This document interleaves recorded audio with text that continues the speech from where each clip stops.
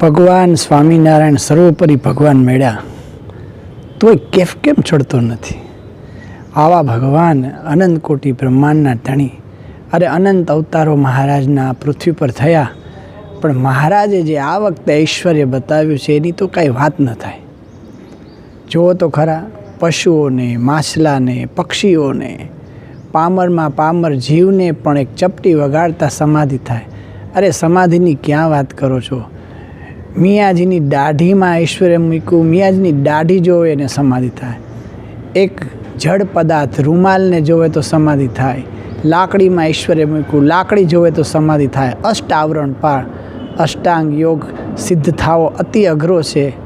કરોડોએ એક કોઈ અષ્ટાંગ યોગ સિદ્ધ કરી શકતો હોય અને સમાધિમાં જઈ શકતો હોય. આ તો માત્ર ચપટી વગાડવાથી, રૂમાલ જોવાથી, લાકડી જોવાથી, લાકડી અડાડે તો સમાધિ. હજારોની સંખ્યામાં વ્યક્તિઓને સમાધિ થતી. ઘણાને એમ થતું કાં તો વશીકરણ વિદ્યા છે, આવીને ચેક પણ કરતા, પણ ત્યારે ખબર પડતી કે ઓહો, આના શરીરમાં તો જીવ જ નથી, આ તો મૃત છે. અને ભગવાન કે જગાડો, અને જગાડે તો તરત જાગી જાય. અને પછી વાત કરે કે અમે આ અલગ અલગ ધામોમાં ભગવાનના દર્શન કર્યા અને દિવ્ય અક્ષરધામમાં ગયા, ત્યાં સહજાનંદ સ્વામી સ્વામિનારાયણ ભગવાનના દર્શન કર્યા. અલૌકિક પ્રતાપ જોઈ અને ભગવાન સ્વામિનારાયણના આશ્રિત થતા. અરે આ મહારાજ તો કેવડા મોટા છે! અનંત કોટી બ્રહ્માંડ પ્રકૃતિ પુરુષના એક રૂવાડામાં ઉડતા ફરે છે. એવા કોટાન કોટી અક્ષર બ્રહ્મના સાધર્મ્યપણાને પામેલાઓ મુક્ત એ ભગવાનના તેજના એક રૂવાડા લીન થઈ જાય છે. અને અનંત કોટાન કોટી મુક્તો, જે ભગવાન જેવું સામર્થ્ય અને ઐશ્વર્ય ભગવાને જેને આપ્યું છે, એવા કોટાન કોટી મુક્તોના તેજને જો ભેગું કરો તો શ્રીજી મહારાજના રૂવાડાના તેજના કોટાન કોટી ભાગમાં લીન થઈ જાય. તો એ સર્વોપરી ભગવાન આપણને મળ્યા તો આપણને કેફ કેમ ચડતો નથી? અરે દારૂની બોટલ પી જાય તો ગાંડો થાય છે. અરે કોઈને 1000, 5, 10,000 કરોડની લોટરી લાગી જાય તો ગાંડો થઈ જાય છે. અરે કોઈને કોઈ બહુ મોટી પદવી મળી જાય તો પણ એ કેફમાંથી પાગલ જેવો થઈ જાય છે. તો ભગવાન સ્વામિનારાયણનો જો આવો મહિમા સમજાય તો એનો કેફ ન ચડે?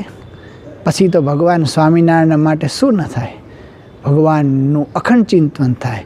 જેમ 50-60 વર્ષે કોઈને દીકરો થયો હોય તો પછી 24 કલાકે દીકરાનું ચિંતન હોય, એમ આવો મહિમા જો ભગવાન સ્વામિનારાયણનો સમજી લ્યો તો ધ્યાન કરવું ન પડે, અખંડ ભગવાનના જ દર્શન થાય.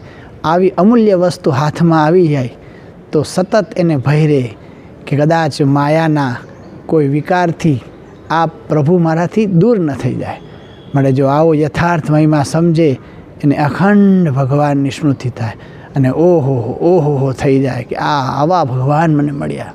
સર્વ અવતારના અવતારી, સર્વના કારણ, સર્વોપરી ભગવાન. મહારાજના અનંત અવતારો થયા, પણ આપણને ભગવાન સ્વામિનારાયણનું સ્વરૂપ મળ્યું એને વિશે પતિવ્રતાની ટેક રાખવી. મહારાજે કીધું વેશ્યા જેવી ભક્તિ ન કરવી. સ્વામિનારાયણ ભગવાનનું નામ, એના ચરિત્ર, એનો જ મૂર્તિ, બસ અખંડ આમાં લીન થઈ જાવ. જેથી ભગવાન સ્વામિનારાયણ અખંડ રાજી રહે અને પોતાના મૂર્તિના સુખમાં સુખ્યા કરી દે. જય સ્વામિનારાયણ.